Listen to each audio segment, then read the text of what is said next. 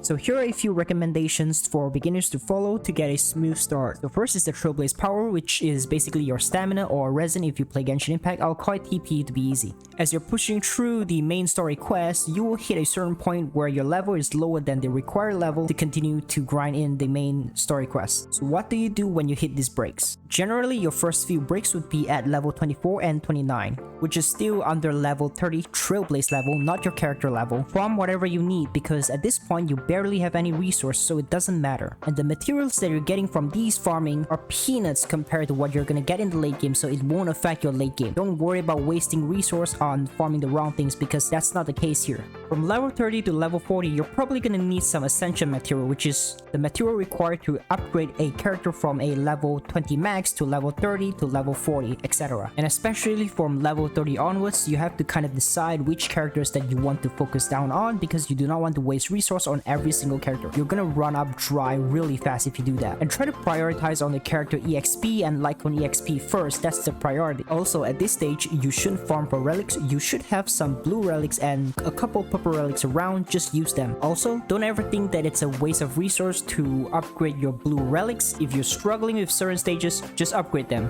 Prioritize on your game experience first rather than torturing yourself. And from level 40 onwards, you're probably gonna need some better relics. I would recommend farming this one, which is called Path of Drifting, because it has the Musketeer sets, which is very flexible. All you need is one set being able to use for all your DPS out there. It saves you quite a lot of materials rather than having to upgrade individual sets for all the characters that you have. And you also get to farm the Wandering Cloud set, which is really good for your healers. Healers are insanely important in the early game, but make sure you don't go too deep into it. Farming one set is more than enough, because this is the preparation stage. When you reach level 50, you're gonna run out on every single resource possible, especially the Traces upgrade materials. You could never have enough of that. This is where you should start preparing before you hit level 50. Once you reach level 50, you're gonna be able to start farming for golden artifacts, but personally, I would not recommend you to jump right into that first. You should be maxing out all your characters level first, only the ones you need, not the rest of the ones that you don't need, and maxing all the lightcones level for those characters, and then try to level up as much traces as you possibly can for your DPS, for your healers, and for your tanks. Only after you've done all of those, then you could start farming for artifacts, and then you could start chasing all those substats. That's pretty much an endless hell. So the priorities goes like this: character level, lightcone level, tracers, and then relics. And next is the best part, Stellar Jades. It's the most valuable resource in the game, so make sure to use it wisely. For the beginners that have never played gacha game before, try not to use your Stellar Jades to buy Trailblaze Power unless you really have to, though I still do not recommend that. So if you don't know by now, Stellar Jades are used to get characters that you want. For example, the beginner banner, which has a 40 pity. For this particular banner, try not to use any Stellar Jades and just be patient and hit level 15. You will receive 40 standard banner tickets to be able to pull a 5-star character guaranteed in that banner without wasting a single Stellar Jade. And one more thing, if you got your 5-star early before you hit the pity in the beginner banner, you won't receive another 5-star even if you complete the whole banner. As for the standard banner, it does have a 300 pulls pity to be able to pick whatever character that you want, but to me it actually looked like a scam, because the standard banner doesn't just include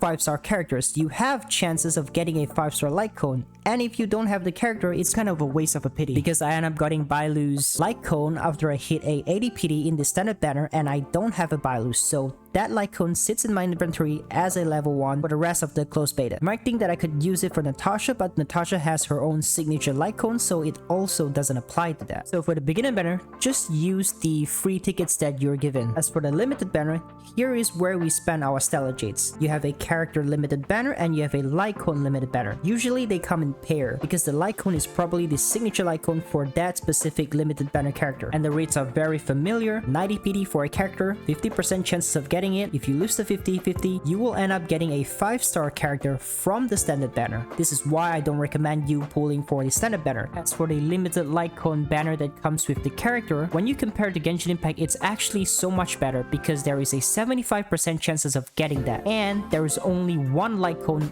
in that banner rather than 2. For free-to-play players, I would recommend you to choose on a limited 5-star banner that has really strong 4-star characters. For the Sealy banner, which is the first limited banner we're gonna receive receive, we have a very strong character, which is Natasha, because she's one of the 2 healers in the early game. Finally, how many teams should you build in the early game? Because the resources are very limited, so you can't upgrade every single character that you want. Like what I just said, before you hit level 40, you should only be focusing on 1 teams. And as soon as you hit level 40, if you have additional resource, you could prepare for a second team, but try to max out your first team before you start building a second team. A second team is definitely necessary for the late game, especially for Forgotten Hall after the 10th stage and Chaos Memory. Don't expect to be able to do it quick because it's gonna take a while, maybe around like a month or 2 before you could have a proper second team. And not to mention you have to farm relics for them as well, so it's going to take really long. Now for the store. As for this store, I think it's pretty no-brainer. All you have to do is just focus on those banner tickets. Get the limited banner ticket first before you get the standard banner ticket, unless you're very close to a pity in your standard banner. The material exchange in this store is way too expensive, but if you do need a small amount of materials to upgrade your characters, maybe you can purchase it, but just don't waste too much on it. As for this store, it's kind of hard to decide between the tickets or the light cones. It's completely up to you. I can't really make a comment here because I'm struggling to choose between both as well.